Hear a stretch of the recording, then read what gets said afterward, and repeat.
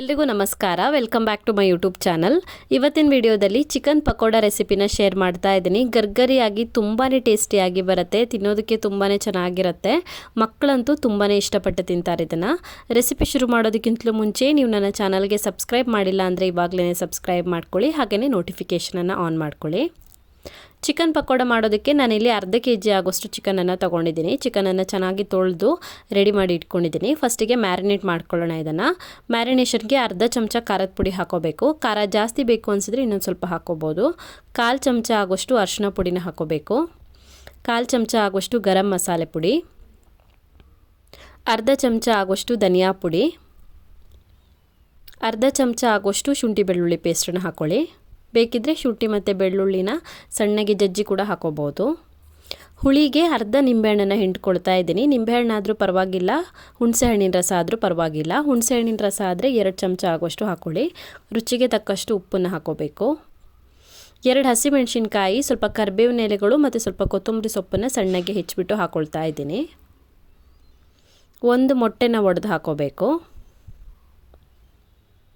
ಹಾಗೆಯೇ ಒಂದು 8ರಿಂದ 10 table spoon ಆಗೋಷ್ಟು ಕಡಲೆ ಹಿಟ್ಟನ್ನು ಹಾಕೋಬೇಕು. ಕಪ್ಪಲ್ಲಾದರೆ ಒಂದು ಅರ್ಧದಿಂದ 3/4 ಕಪ್ ಆಗೋಷ್ಟು ಕಡಲೆ ಹಿಟ್ಟು ಬೇಕಾಗ್ಬೋದು.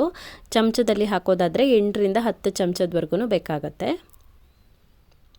ಕಡಲೆ ಹಿಟ್ಟನ್ನು ಸೇರಿಸ್ಬಿಟ್ಟು 1 ಟೇಬಲ್ ಸ್ಪೂನ್ ಆಗೋಷ್ಟು ಅಕ್ಕಿ ಹಿಟ್ಟನ್ನು ಹಾಕ್ಕೊಳ್ತಾ ಇದ್ದೀನಿ. ಅಕ್ಕಿ ಹಿಟ್ಟು ಹಾಕೋದ್ರಿಂದ ಪಕೋಡ ಕ್ರಿಸ್ಪಿಯಾಗಿ ಬರುತ್ತೆ. ಜಾಸ್ತಿ ಬೇಡ, 1 ಟೇಬಲ್ ಸ್ಪೂನ್ ಆಗೋಷ್ಟು ಹಾಕ್ಕೊಳ್ಳಿ. ಇವಾಗ ಇದಕ್ಕೆ ಸ್ವಲ್ಪನೇ ನೀರನ್ನು ಹಾಕ್ಕೊಂಬಿಟ್ಟು ಮಿಕ್ಸ್ ಮಾಡ್ಕೊಳ್ಬೇಕು.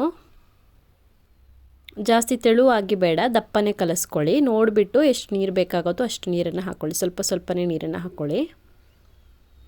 ನೋಡಿ, ಇಷ್ಟು ತಿಕ್ಕಾಗಿ ಕಲಿಸ್ಕೊಳ್ಬೇಕು. ಇವಾಗ ಇದನ್ನು ಅರ್ಧ ಗಂಟೆವರೆಗೂ ಮ್ಯಾರಿನೇಟ್ ಆಗೋದಕ್ಕೆ ಬಿಟ್ಬಿಡೋಣ.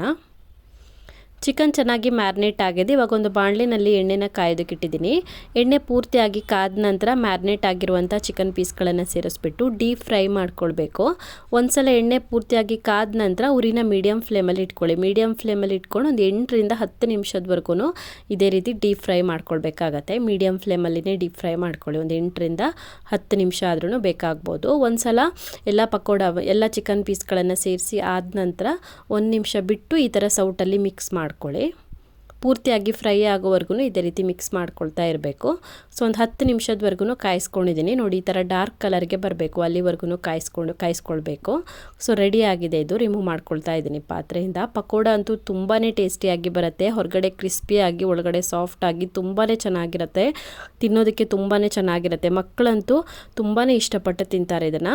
ಸೊ ಒಂದ್ಸಲ ಟ್ರೈ ಮಾಡಿ ಕಮೆಂಟಲ್ಲಿ ಹೇಗಿದೆ ಅಂತ ತಿಳಿಸಿ. ಇನ್ನೂ ಹೆಚ್ಚಿನ ವೀಡಿಯೋಗಳಿಗೆ ನನ್ನ ಯೂಟ್ಯೂಬ್ ಚಾನಲನ್ನು ಸಬ್ಸ್ಕ್ರೈಬ್ ಮಾಡ್ಕೊಳ್ಳೋದನ್ನು ಮರಿಬೇಡಿ.